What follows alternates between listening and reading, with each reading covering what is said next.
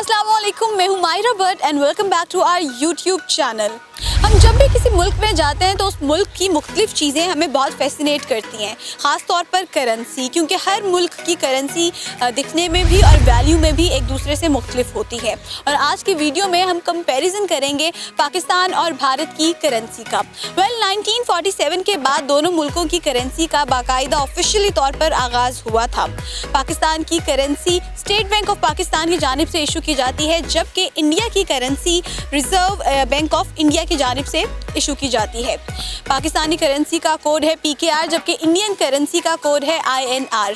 अब यहाँ पर सवाल ये पैदा होता है कि जब दोनों की करेंसी का आगाज़ एक ही सन में किया गया था तो फिर दोनों की करेंसी की वैल्यू में डिफरेंस कैसे आया। आज हम पाकिस्तानी आवाम से यही जानेंगे, तो हमारे साथ बनिए रहिएगा।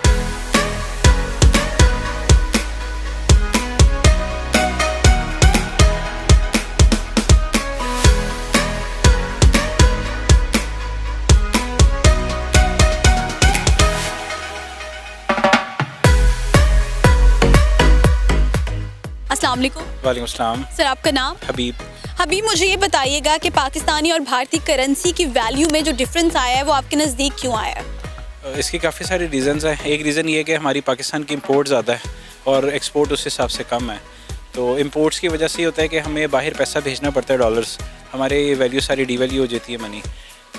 इंडिया का ये कि उनकी अपनी इंडस्ट्री है बहुत ज़्यादा, वो लोग प्रेफर करते हैं कि बाहर के लोग आके वहाँ पे इंडस्ट्रीज़ लगाएं, मैन्युफैक्चरिंग वहाँ पे करें, इसी वजह से वहाँ पे प्राइसेस भी कंट्रोल हैं। पॉपुलेशन के बहुत सारे फ़वाइद होते हैं। जहाँ पर पॉपुलेशन के कुछ नुकसान होते हैं, वहाँ पे पॉपुलेशन का सबसे बड़ा फ़ायदा भी ये होता है कि आपकी लेबर फिर चीप होती है, because you have huge number of people. The same model was used by China to grow. तो चाइना ने भी सेम मॉडल यूज़ किया। उसने सबसे पहले अपनी पॉपुलेशन को यूज़ किया, पॉपुलेशन को उसने स्किलफुल बनाया, उसको एजुकेट किया, और with the passage of time वो Aahista Aahista from this labour intensive economy अब वो नॉलेज बेस्ड इकोनॉमी की तरफ शिफ्ट हो रहा है। And India is doing the same. India भी अपनी इकोनॉमी को आहिस्ता स्लोली स्ट्रेंथन कर रहा है, अपनी पॉपुलेशन को वो मज़ीद स्किलफुल बना रहा है, एजुकेशन में बहुत ज़्यादा इन्वेस्ट कर रहे हैं, और बिकॉज ऑफ दैट उनकी GDP पर कैपिटा जो है वो कंटिन्यूसली इम्प्रूव कर रही है। पाकिस्तानी और इंडियन करेंसी का जो फ़र्क आया वो क्यों आया?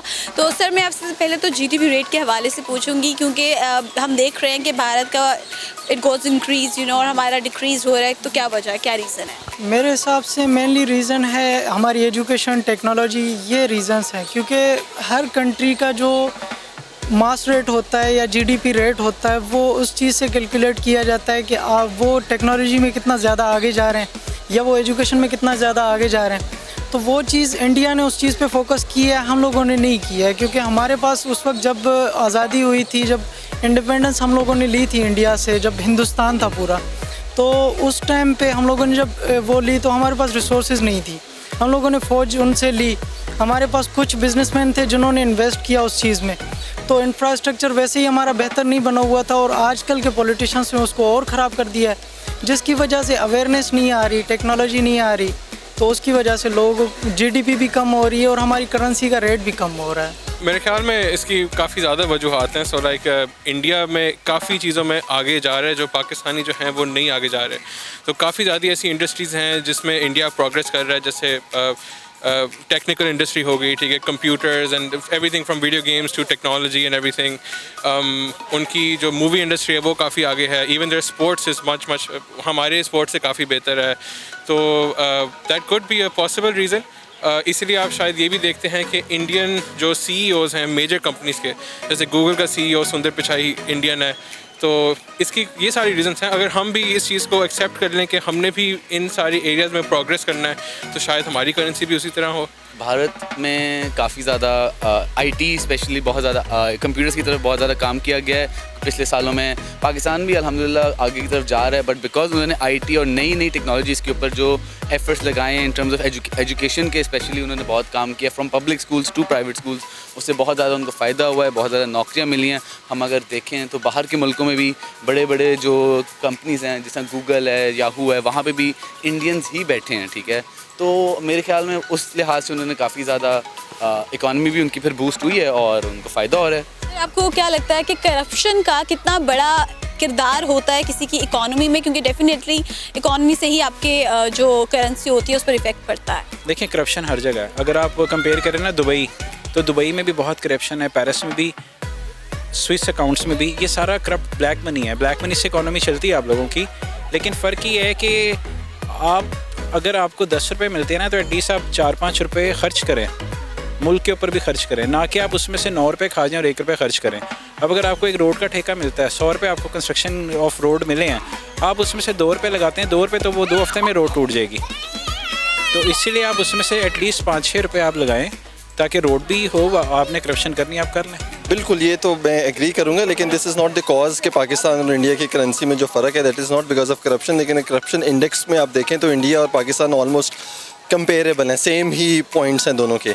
लेकिन the difference is just because कि India is a huge economy, और वहाँ पर the motivation for other countries to invest in that country is much more higher than motivation of investing in Pakistan. So that's why currency difference है।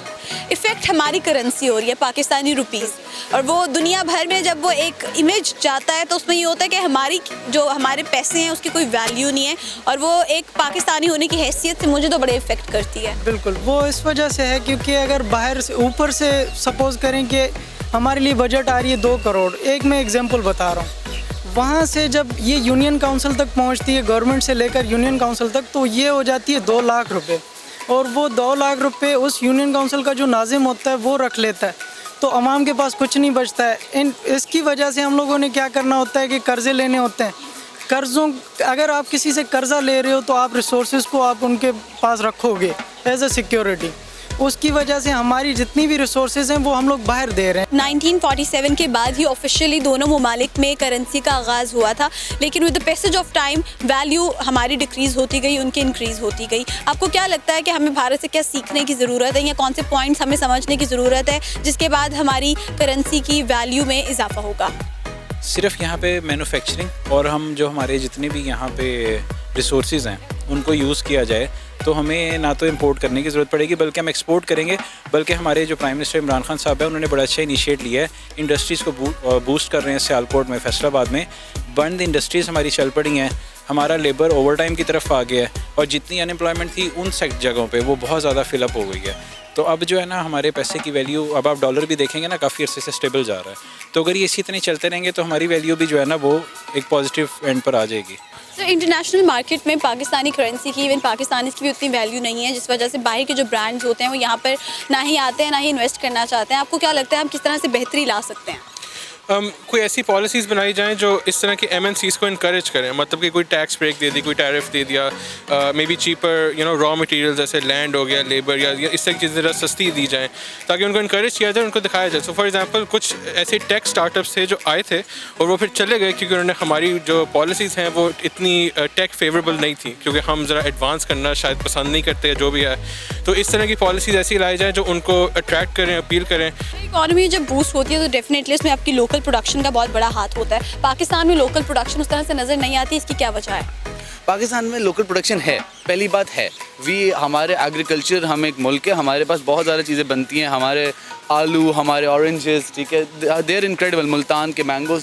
मसला ये है कि वो सब बाहर जाते हैं, ठीक है, बाहर जाते हैं और फिर हम उनसे और डबल कीमत में दोबारा मंगवाते हैं। जी हाँ, फिर वही ना, और लाइक हमें क्वालिटी का भी फिर वो लेवल नहीं मिलता, और हमारे हैं, हम इन्वेस्ट नहीं करते उस लिहाज से, जो भी पैसा आता है वो फिर बाहर जाता है। That's one of the major problems के फिर जॉब्स भी फिर बाहर ही हैं, इधर नहीं है। जो पीपल जो हमारे लोग हैं, मेहनत करते हैं, पाकिस्तानी जो भी कामयाब आदमी, उनका गोल ये होता है कि बाहर जाके काम करें, जबकि इधर काम करने की शदीद ज़रूरत है। We have 4 seasons, we have rivers, we have बड़ी अच्छी सूटेबल टू एग्रीकल्चर, हमारे पास लैंड है, लेकिन we are not investing in these resources. हमारे पास नेचुरल रिसोर्सेज तो हैं, लेकिन we are not investing in these resources. हमारी पॉपुलेशन भी एक नेचुरल रिसोर्स है जो हमारे पास है, वो अल्लाह की तरफ से हमें मिल गई, लेकिन now we are not investing it in order to take more advantage out of it. So this is where we have to think and we have to develop a policy. जिस तरह एग्रीकल्चर की बात करें तो पाकिस्तान के अंदर मेरे ख्याल से बहुत एक ज़रखेज़ लैंड है, लेकिन still we have just one university, agriculture university, which is working in the research field of agriculture and related fields. तो हमें अपनी resources को यूज़ करते हुए उन्हें एडवांस रिसोर्सेज की तरफ लेकर जाना रेदर देन कि हम बेसिक में कन्वर्ट करें उसे। आज हमने पाकिस्तानी अवाम से ये सवाल किया कि भारतीय और पाकिस्तानी करेंसी की वैल्यू में जो फ़र्क है वो उनके नज़दीक क्यों है। हर इंसान ने अपनी राय दी और इस हवाले से हम आपकी राय भी जानना चाहते हैं, तो हमें कमेंट्स के ज़रिए ज़रूर बताइएगा और हमारे चैनल को कीजिएगा सब्सक्राइब। अपना रखिएगा बहुत सारा ख्याल। Take care. अल्लाह हाफिज़।